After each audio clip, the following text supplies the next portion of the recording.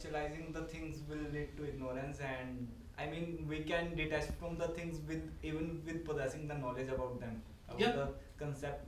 And you said that the conceptualizing the things will not that lead to the ignorance of that. No. See, ignorance is... So first thing is to understand what ignorance is. So ignorance is, according to Buddhists, two kinds of ignorance. Right? Do you know the two kinds of ignorance? So one is a simple ignorance, which is not knowing things, which is a benign form of ignorance. Right? The second ignorance is misknowing something, right? Which is more lethal. Why? Because I think I know something, and I think I know it rightly, and so there's no curiosity, and there's no desire to correct it. Right? But both of those are ignorances. Right? But in all my learning, all I'm trying to do is find a remedy for the first kind of ignorance, right? Which is not knowing something. Sorry, I didn't get it. Between the two kinds of ignorance? I got that. Yeah. Then after that is, most of our life, when we strive to learn, right, we are simply trying to find remedy for the first kind of ignorance, which is, I don't have knowledge about these things, so I'll gather knowledge about these things. Right? It's not to remedy the second kind of ignorance, which is more of a problem, more of a challenge. So when Buddhists are speaking about overcoming ignorance, they're talking about more of overcoming the second kind of ignorance first, then looking at the first kind of ignorance. Right? Now, when we speak of deconceptualization, deconceptualization is simply another form of knowledge. But it's not a form of knowledge in terms of the conceptual knowing of something. Okay? So, we know what ignorance is. We know what knowledge is. What we don't know is what transcending that knowledge is. It's not ignorance so don't think of deconceptualization as absence of knowledge. Think of deconceptualization as transcending the conceptual knowledge. What would that look like? I have another question. Sure. Venerable, you mentioned curiosity a couple of times. So in Buddha Dharma, I kind of noticed that a lot of teachings are, my understanding is, which could be naive, a little bit fear-based in the sense of negative emotions, next life and everything. But curiosity, as I understand, is quite a healthy trait. So what I want to understand is how can we employ curiosity in knowledge and wisdom, not just in Buddha Dharma, but in general knowledge? Well, there are two things. I mean, first thing is that people do not naturally become curious about health, for example. Right? People do not naturally become curious about things that are not directly impacting them at times. Right? Like habitually, our desire to know is often driven by our immediate influences and experiences. Meaning that much of my knowledge is about relevance. Right? So, curiosity, a healthy sense of curiosity, simply implies this kind of desire to know what to know and so on. But what Buddhism is also saying is that can you make it a relevant curiosity? Relevant curiosity meaning that in this life you can ask all kinds of questions. But can you actually engage in refining those questions first? That there's an ability to refine the questions itself. Why? Because you can spend all your time asking questions. Have you heard of this parable about the guy who got shot by arrows? Well, there's this parable where this guy gets shot by arrows and it's laced with poison. So his friends are coming to help him. And the most immediate thing is to pull the arrow out and treat the wound. So the friends are trying to pull the arrow, and the guy said, no. Before you pull the arrow out, I have a few questions. Who shot the arrow? What caste he was? Was he a Kshatriya or a Brahmin? What was he riding? Was he on an elephant or on a horse chariot? What was the bow made of? You see? And this feather at the end of the arrow, you see? What bird does these feathers come from? Now, Buddha said that all of those are valid questions. Those are curious questions and valid questions. But by the time he gets the responses, he'll be dead. Right?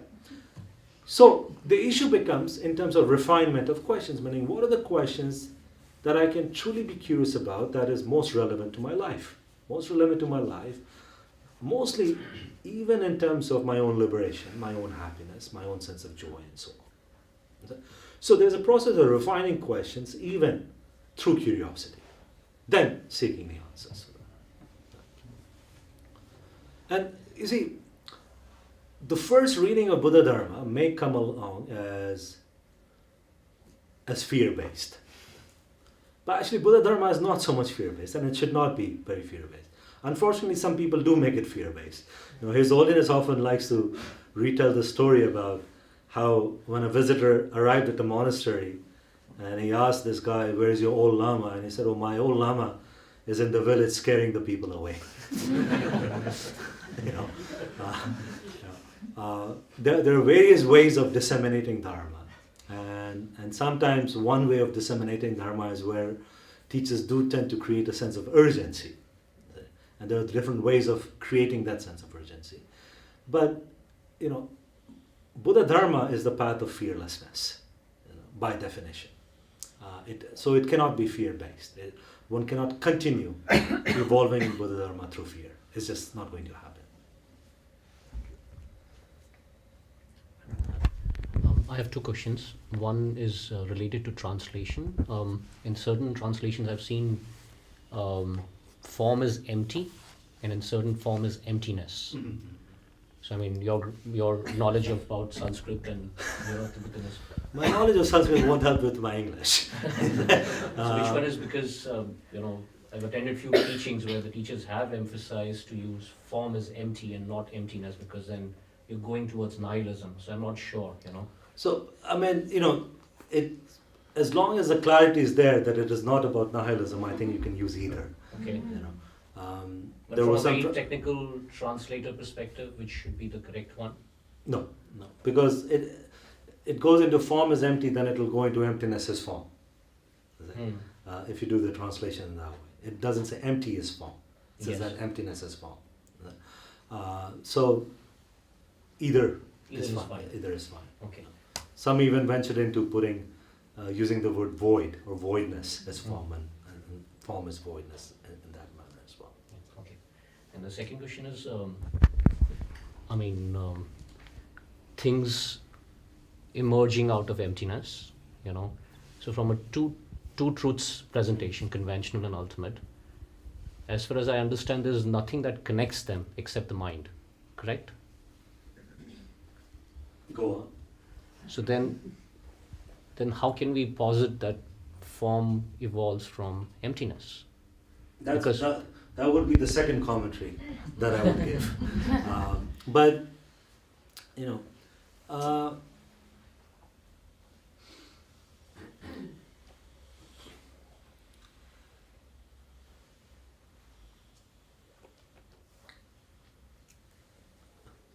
see, the challenge is, which mind is looking at the two truths?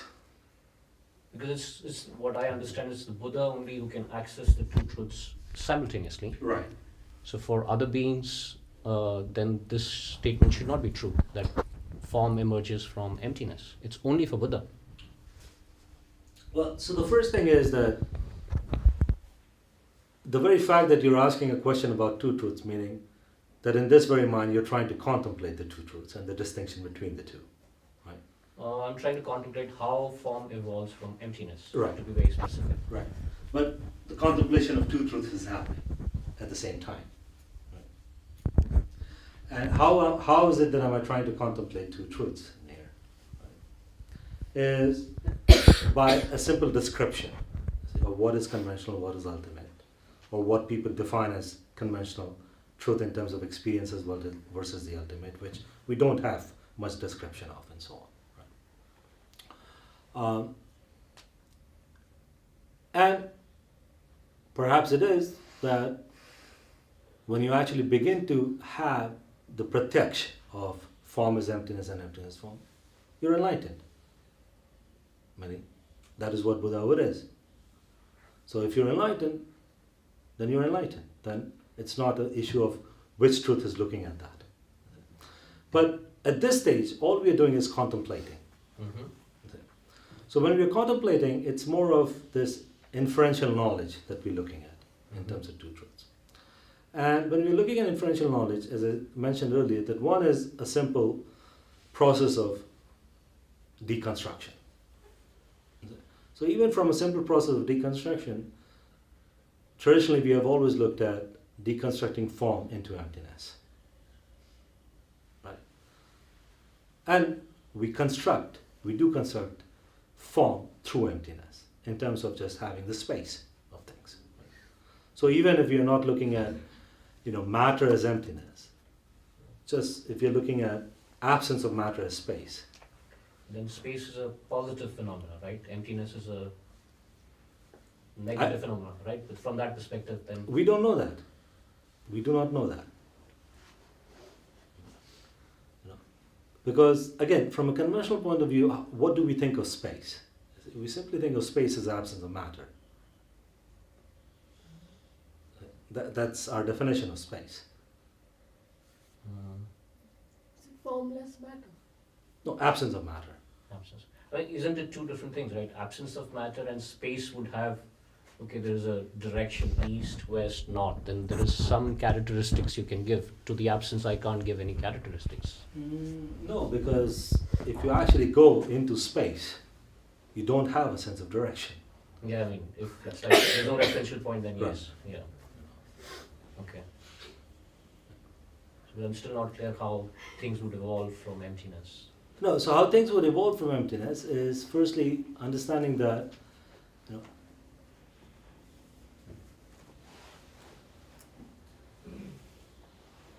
one is that it is emptiness that allows for the space for form to happen. Just even if you take it literally. From that concept, yes. That concept is there, I right? understand. Yeah. The second thing is the understanding that what form is built out of. So form in this regard is possible because emptiness is there. In terms of that, emptiness allows for interdependence. Emptiness allows for other forms of things to exist, which becomes the contributing conditions for creation of form. That's another level of how emptiness contributes to form. Right?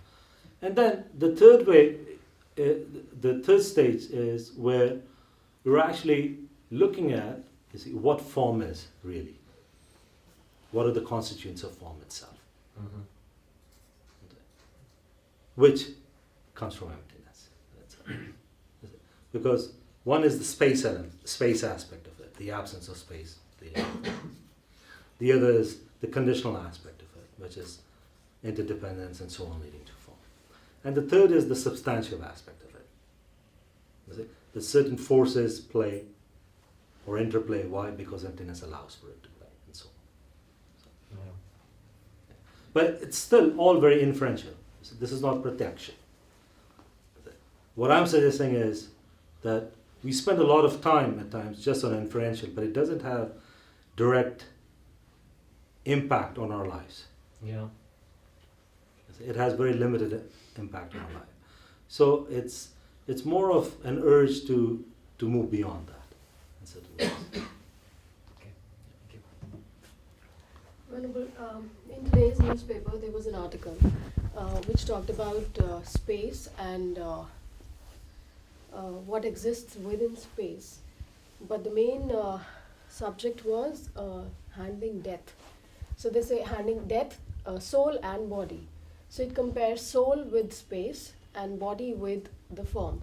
Mm-hmm. And to make it simple, they say that if you imagine a room, we say that the space within this room, within the walls of this room, the moment and so there is space outside and there is space inside. The moment the walls are gone, the inner space kind of merges with the outer space. So it eventually becomes space. So now, although it talked about death, that your soul kind of merges with your whatever your higher soul, right. etc., etc. But that kind of I was just comparing that example with what you talked about, emptiness and so Just- all of that. All analogies are good for understanding, and all analogies have limitations. Yeah. So you talked about emptiness. How would one even realize that one has has understood emptiness, or one has enlightened now? However much I think, I always try and compare what is being taught here with the studies on quantum physics and energy equivalent to matter, etc., and space and emptiness. I don't understand what's beyond that. So what's the question? So, so what's beyond? As in space, the maximum that my mind can go to is that, okay, maybe space is empty of anything, and matter is what you also talk about. Matter is equivalent to form. So space is emptiness. Or is there anything beyond space? Is what, when we have an understanding of that, is what we think that. Well, it won't. Emptiness is. I mean, the thing is, it won't help you if I tell you that beyond space is just more space. Then you will want to know what's beyond more space. Yeah, so is it, So what's beyond is the question to ask is, what exists beyond my own conceptual limitations? Not beyond the universe, not beyond the world, beyond my own conceptual limitations. so is it really understanding the technicality of it, or kind of seeing how relevant it is in our current lives? No, it's more than technicalities. It's more than technicalities. I mean, the relevance is the relevance of worldview. I mean, we all live our lives confined in our worldview, which is confined in our own conceptual limitations. Right. So the question is that if I'm able to and willing, it's not a question of ability, it's a question of willingness. So if I'm willing to push the boundaries of my own conceptual limitation, it is going to shift my worldview. It is going to shape my worldview as to how I perceive myself, how I perceive others, how I perceive the relationship between the two. That is going to inform my day-to-day actions, as it does now. Mm-hmm. Yeah. So it's very relevant in that capacity. And that's why I said that it's not, the issues raised in perfection of wisdom are not just cerebral intellectual curiosities of some sort. Yeah. It's a training manual which simply is inviting us to shatter certain conceptual limitations to know what else the mind is capable of. So emptiness as understood by one individual would always be the same as emptiness understood by another? I do not Eventually. know that. I do not know that. I do not know that. I do not know that, and I don't know what difference would that make. But how would one know that it's... Well, they've reached a stage. There are two ways of knowing. One way is that you would know, and you would know and others would recognize it. Which is that, unless you guys have a checklist, the only way to know is, the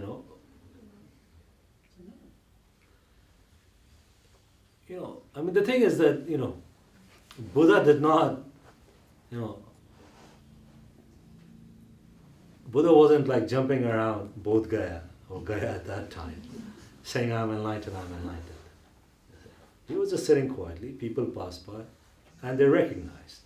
Even the ignorant ones recognized, and the enlightened ones recognized. So meaning that when you have it, you would know it, and others will recognize it. Otherwise, no matter how hard you try to convince, in this Kali Yuga, we have a lot of self-proclaimed enlightened individuals who use all kinds of methodology to convince people that they're enlightened, and some who believe they're enlightened, and majority who believe they're not. So, when we talk about these kinds of stages, when you have it, you would know, and others will have the ability to recognize.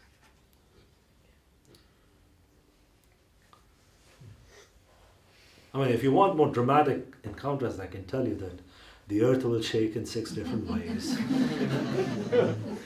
The Devas and Gandharvas will appear. There will be celestial music. Rainbows. Rainbows in all directions. So you'll have all those signs and you'll know that. Mandarva flowers will But then you'll ask me, how would you recognize what's Mandarva flower?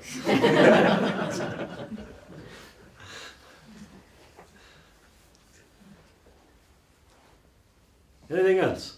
So I hope this wasn't very confusing, and as I said, this was more of a sharing, so it was a commentary.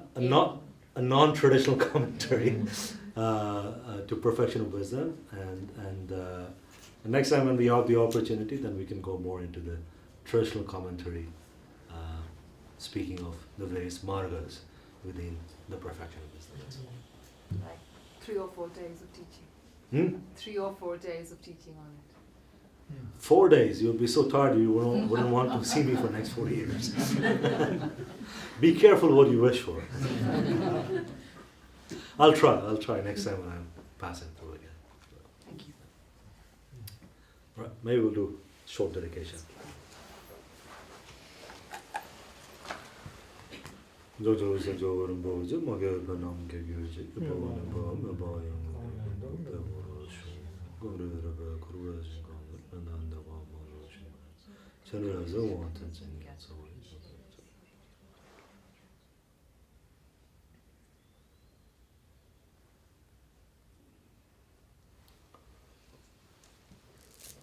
Thank you for spending your Monday evening here.